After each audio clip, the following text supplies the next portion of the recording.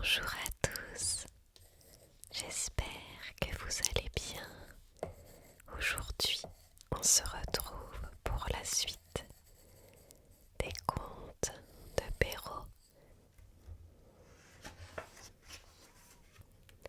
La dernière fois, nous avions lu La Belle au bois dormant et les fées. Et aujourd'hui, nous allons lire Le Maître Chat ou Le Chapeauté. Et ensuite, nous lirons Riquet à la houppe. Et je rappelle que ce sont les textes originaux avec des moralités. Et parfois ces versions diffèrent un petit peu de celles qu'on a l'habitude d'entendre et de celles qu'on connaît. Donc on commence avec Le Maître Chat ou Le Chapeauté. Et les illustrations sont de Lionel Le Néouanique. Un meunier ne laissa pour tout bien à 3 enfants qu'il avait que son moulin, son âne et son chat. Les partages furent bientôt faits, ni le notaire ni le procureur n'y furent point appelés. Ils auraient dû bientôt manger tout le pauvre patrimoine.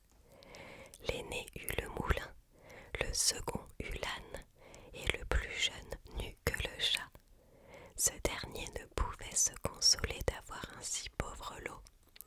Mes frères, disait-il, pourront gagner leur vie honnêtement en se mettant ensemble. Pour moi, lorsque j'aurai mangé mon chat et que je me serai fait un manchon de sa peau, il faudra que je meure de faim. Le chat qui entendait ce discours, mais qui n'en fit pas semblant, lui dit d'un air posé et sérieux: Ne vous affligez point, mon maître, vous n'avez qu'à me donner un sac et me faire une paire de bottes pour aller dans les broussailles, et vous verrez que vous n'êtes pas si mal partagé que vous croyez. Quoique le maître du chat ne fît pas grand fond là-dessus, il lui avait vu faire tant de tours de souplesse pour prendre des rats et des souris, comme quand il se pendait par les pieds ou qu'il se cachait dans la farine, pour faire le mort, qu'il ne désespéra pas d'en être secouru dans sa misère.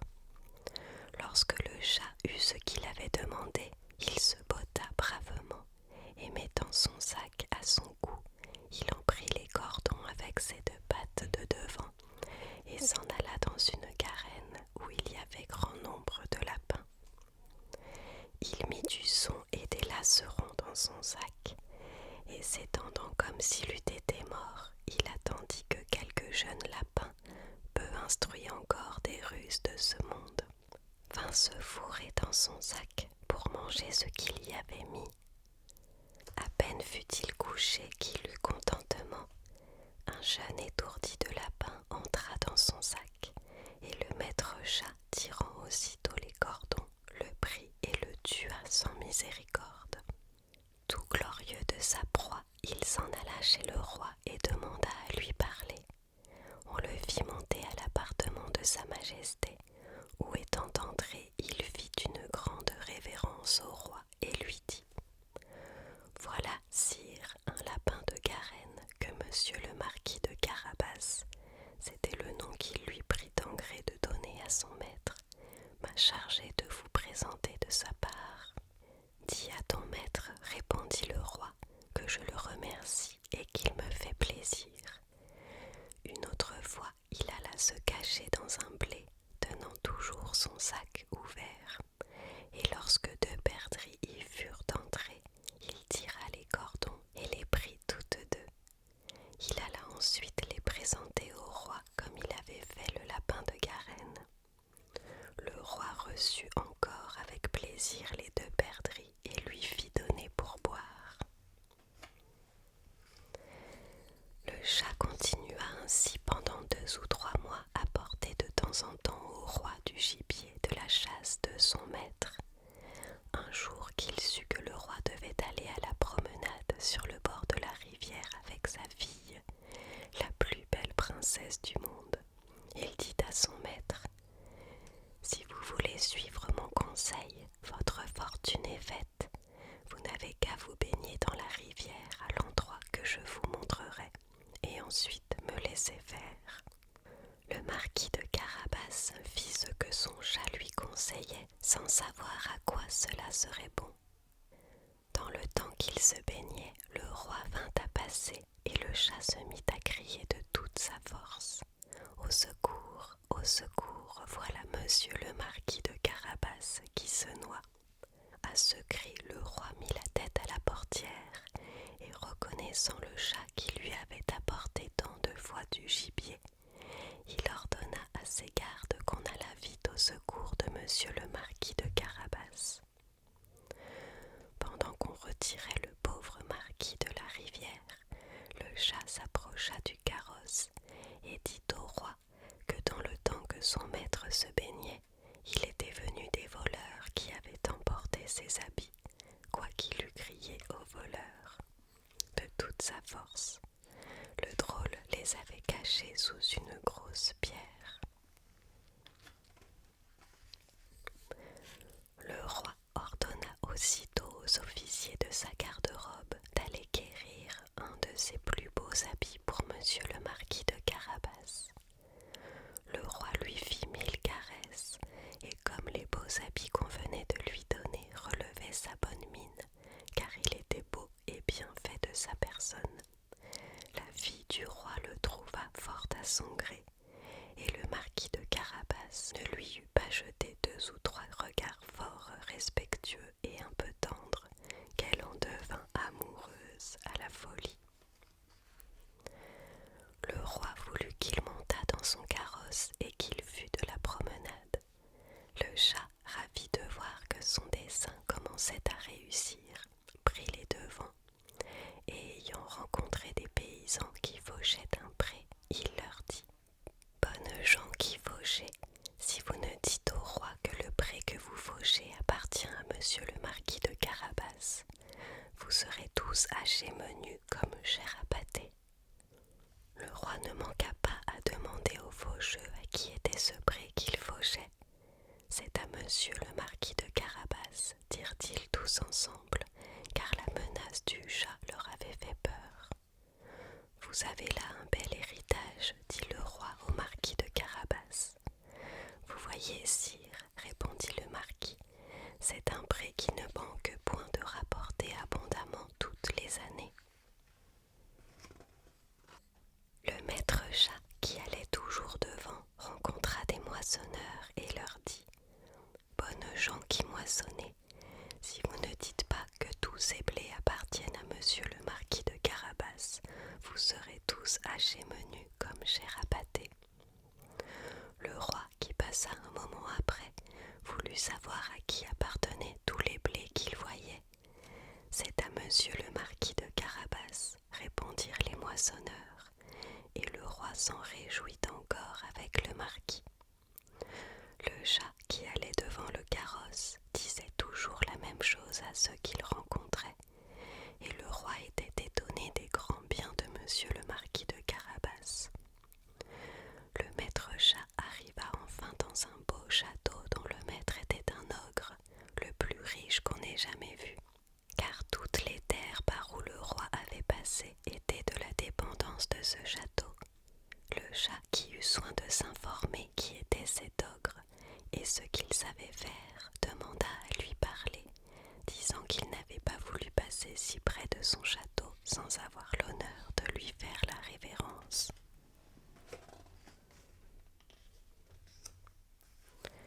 L'ogre le reçut aussi civilement que le peu d'un ogre et le fit reposer.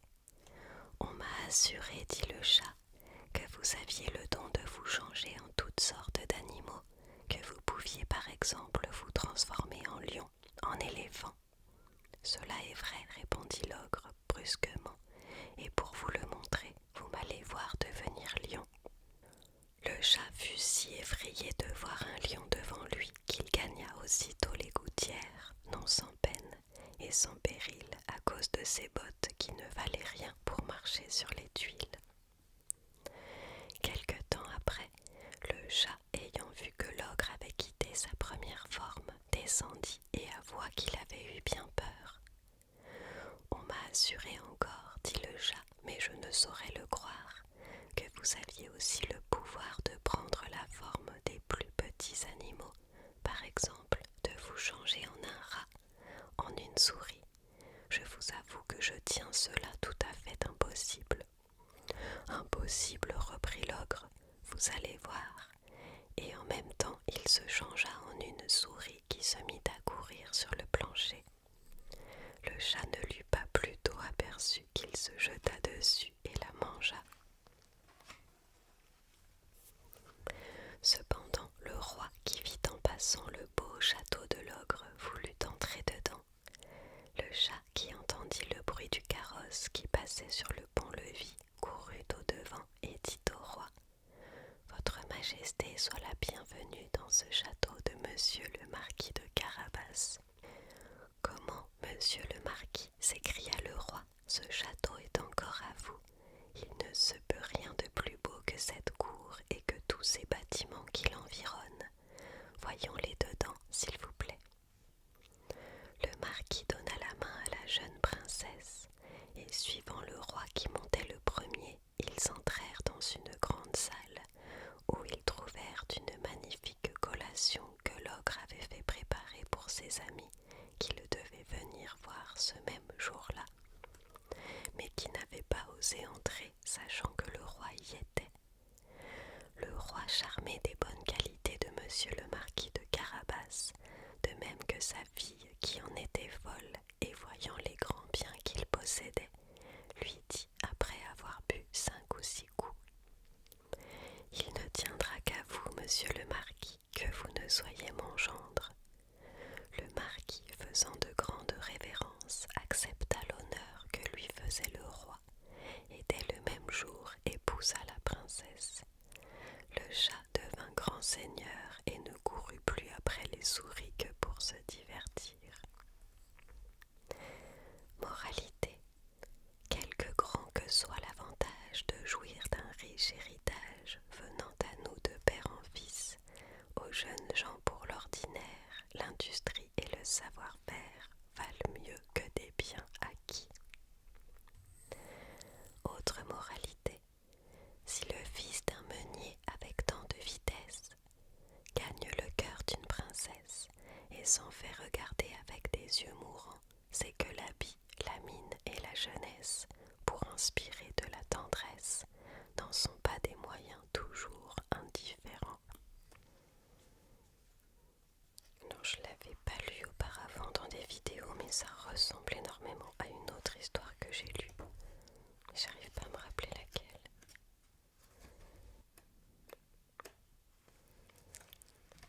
Là, on va continuer avec Riquet à la houppe, avec des illustrations de Stéphane Laplanche. Il porte bien son nom, lui. Il était une fois une reine qui accoucha d'un fils si laid et si mal fait qu'on douta longtemps qu'il avait forme humaine. Une fée qui se trouva à sa naissance assura qu'il ne laisserait pas d'être aimable parce qu'il aurait beaucoup d'esprit. Elle ajouta même qu'il pourrait, en vertu du don qu'elle venait de lui faire, donner autant d'esprit qu'il en aurait à la personne qu'il aimerait le mieux. Tout cela consola un peu la pauvre reine qui était bien affligée d'avoir mis au monde un si vilain marmot.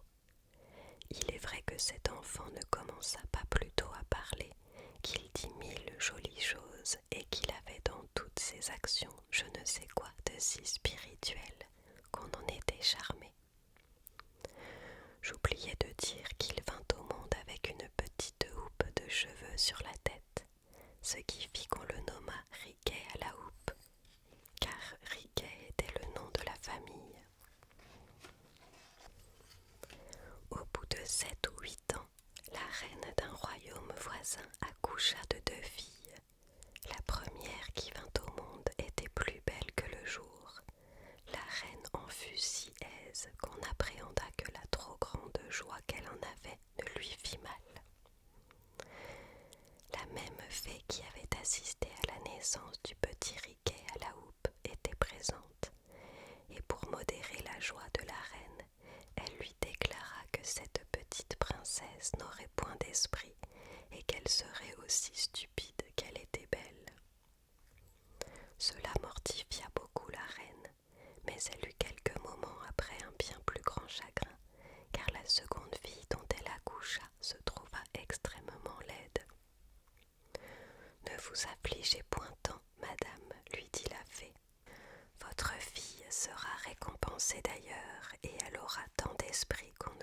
n'apercevra presque pas qu'il lui manque de la beauté. Dieu le veuille, répondit la reine, mais n'y aurait-il point moyen de faire avoir un peu d'esprit à l'aînée qui est si belle? Je ne puis rien pour elle, madame, du côté de l'esprit, lui dit la fée, mais je puis tout du côté de la beauté, et comme il n'y a rien d'autre que je ne veuille faire pour votre satisfaction, je vais lui donner pour don de pouvoir rendre beau ou belle la personne qui lui plaira. À mesure que ces deux princesses devinrent grandes, leur perfection crurent aussi avec elles, et on ne parlait partout que de la beauté de l'aînée et de l'esprit de la cadette. Il est vrai aussi que leurs défauts augmentèrent beaucoup avec l'âge. La cadette enlaidissait à vue d'œil, et l'aînée devenait plus stupide de jour en jour, où elle ne répondait rien à ce qu'on lui demandait, où elle disait une sottise. Elle était avec cela si maladroite qu'elle n'eût pu ranger 4 porcelaines sur le bord d'une cheminée sans en casser une, ni boire un verre d'eau sans en répandre la moitié sur ses habits. Quoique la beauté soit un grand avantage dans une jeune personne, cependant la cadette l'emportait presque toujours sur son aînée dans toutes les compagnies. D'abord on allait du côté de la plus belle pour la voir et pour l'admirer, mais bientôt après on allait à celle qui avait le plus d'esprit, pour lui entendre dire 1000 choses agréables, et on était étonné qu'en moins d'un quart d'heure l'aînée n'avait plus personne auprès d'elle, et que tout le monde s'était rangé autour de la cadette. L'aînée, quoique fort stupide, le remarqua bien, et elle lui donnait sans regret toute sa beauté pour avoir la moitié de l'esprit de sa sœur. La reine, toute sage qu'elle était, ne put s'empêcher de lui reprocher plusieurs fois sa bêtise, ce qui pensa faire mourir de douleur cette pauvre princesse. Un jour qu'elle s'était retirée dans un bois pour y plaindre son malheur, elle vit venir à elle un petit homme fort laid et fort désagréable, mais vêtu très magnifiquement. C'était le jeune prince Riquet à la houppe, qui étant devenu amoureux d'elle sur ses portraits qui couraient par tout le monde, avait quitté le royaume de son père pour avoir le plaisir de la voir et de lui parler. Ravi de la rencontrer ainsi toute seule, il l'aborde avec tout le respect et toute la politesse imaginable. Ayant remarqué après lui avoir fait les compliments ordinaires qu'elle était fort mélancolique, il lui dit « Je ne comprends point, madame, comment une personne aussi belle que vous l'êtes peut être aussi triste que vous le paraissez, car quoique je puisse me vanter d'avoir vu une infinité de belles personnes, je puis dire que je n'en ai jamais vu dont la beauté approche de la vôtre. » « Cela vous complaît à dire, monsieur, lui répondit la princesse, et en demeura là.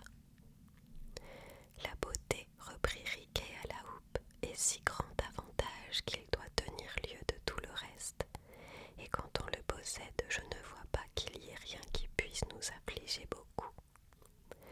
J'aimerais mieux, dit la princesse, être aussi laide que vous et avoir de l'esprit, que d'avoir de la beauté comme j'en ai et être bête autant que je le suis. Il n'y a rien, madame, qui marque davantage qu'on a de l'esprit que de croire n'en pas avoir, et il est de la nature de ce bien-là que plus on en a, plus on croit en manquer. Je ne sais pas cela, dit la princesse, mais je sais bien que je suis fort bête, et c'est de là que vient le chagrin qui me tue. Si ce n'est que cela, madame, qui vous afflige, je puis aisément mettre fin à votre douleur. Et comment ferez-vous, dit la princesse. J'ai le pouvoir, madame, dit Riquet à la houppe, de donner de l'esprit autant qu'on en saurait avoir à la personne que je dois aimer le plus. Et comme vous êtes, madame, cette personne, il ne tiendra qu'à vous que vous n'ayez autant d'esprit qu'on en peut avoir, pourvu que vous vouliez bien m'épouser. La princesse demeura tout interdite et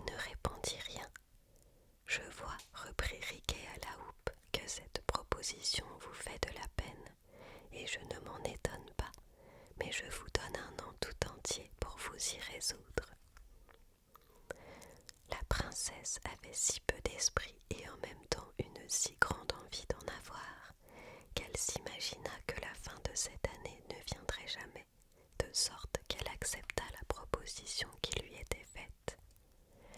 Elle n'eut pas plutôt promis à Riquet à la houppe qu'elle l'épouserait dans un an à pareil jour, qu'elle se sentit tout autre qu'elle n'était auparavant. Elle se trouva une facilité incroyable à dire tout ce qui lui plaisait et à le dire d'une manière fine, aisée et naturelle. Elle commença dès ce moment une conversation galante et soutenue avec Riquet à la houppe, où elle brilla d'une telle force que Riquet à la houppe crut lui avoir donné plus d'esprit qu'il n'en s'en était réservé pour lui-même. Quand elle fut retournée au palais, toute la cour ne savait que penser d'un changement si subit et si extraordinaire, car autant qu'on lui avait ouï dire d'impertinence auparavant, autant lui entendait-on dire de choses bien sensées et infiniment spirituelles. Toute la cour en eut une joie qui ne se peut imaginer. Il n'y eut que sa cadette qui n'en fut pas bien aise, parce que n'ayant plus sur son aîné l'avantage de l'esprit, elle ne paraissait plus auprès d'elle qu'une guenon fort désagréable. Le roi se conduisait par ses avis et allait même quelquefois tenir le conseil dans son appartement. Le bruit de ce changement s'étant répandu, tous les jeunes princes des royaumes voisins firent leurs efforts pour s'en faire aimer, et presque tous la demandèrent en mariage.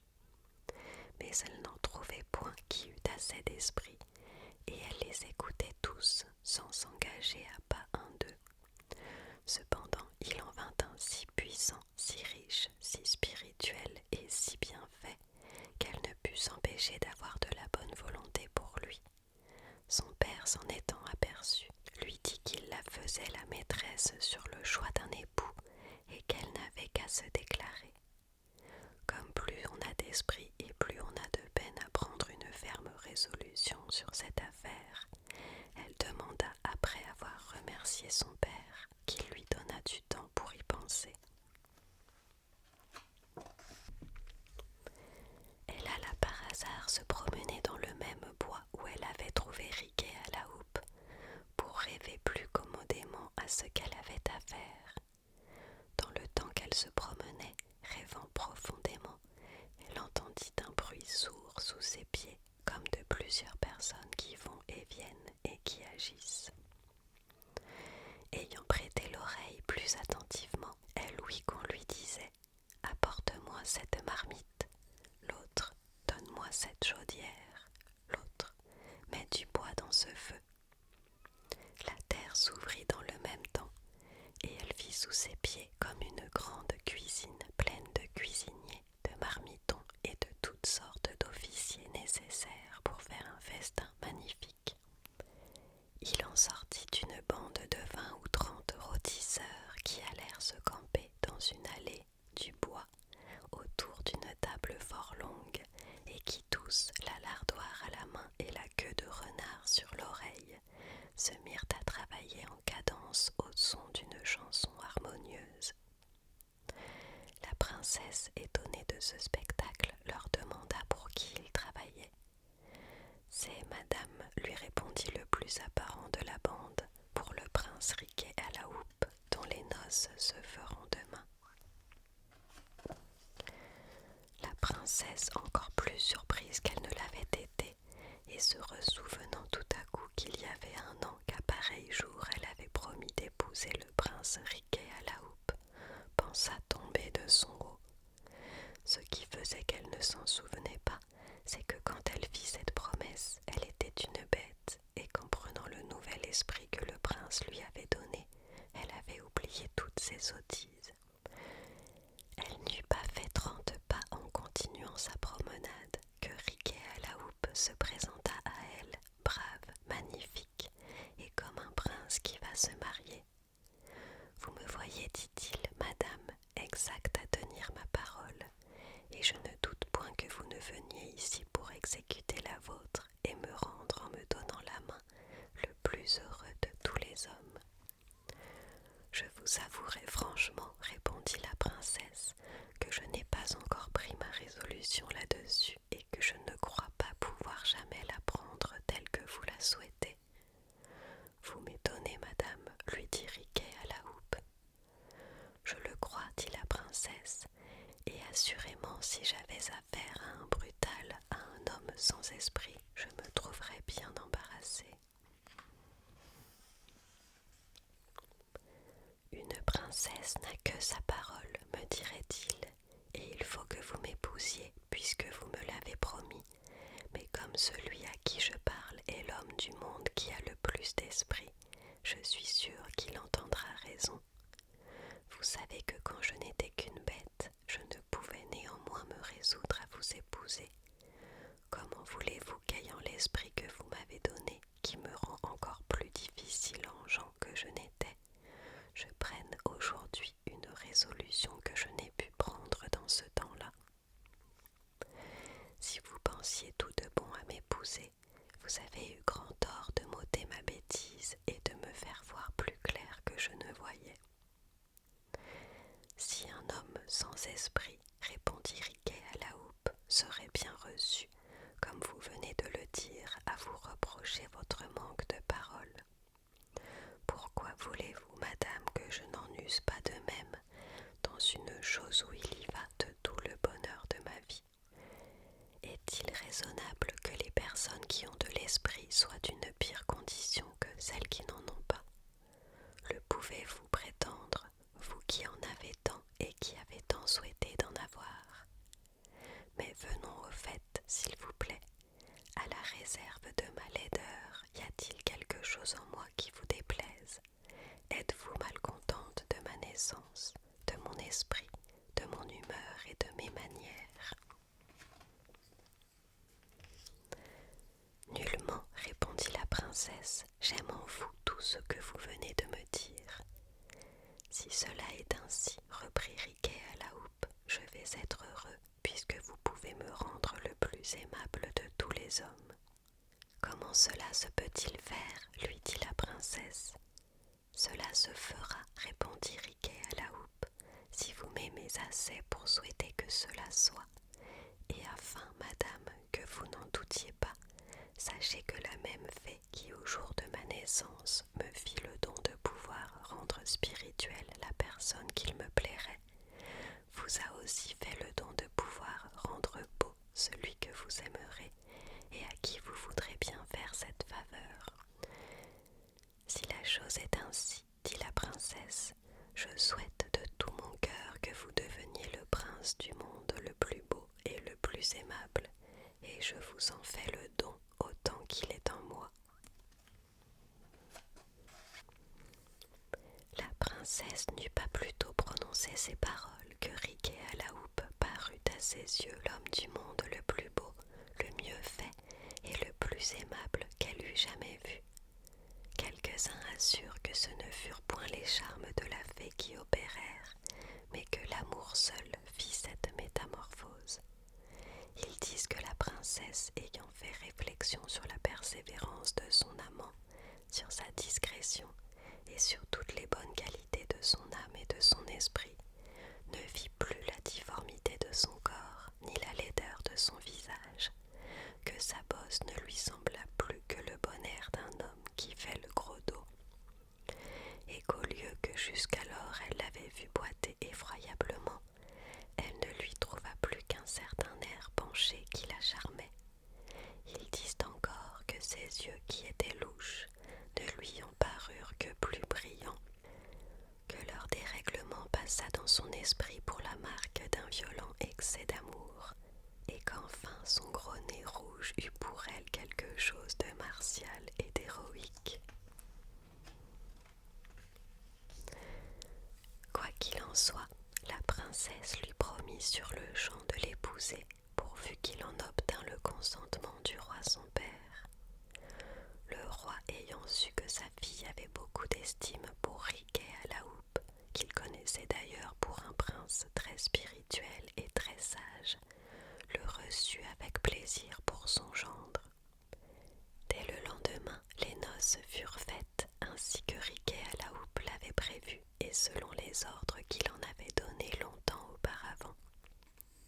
Moralité: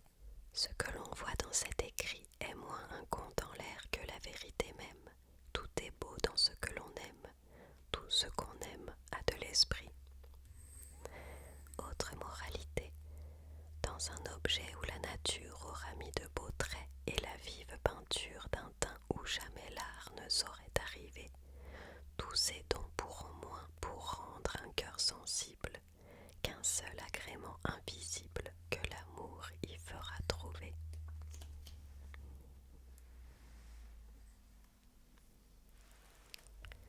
Voilà, on va s'arrêter là pour aujourd'hui. Il nous restera encore, pour la prochaine fois, nous lirons Le Petit Chaperon Rouge et Le Petit Poucet, et ensuite La Barbe Bleue et Cendrillon.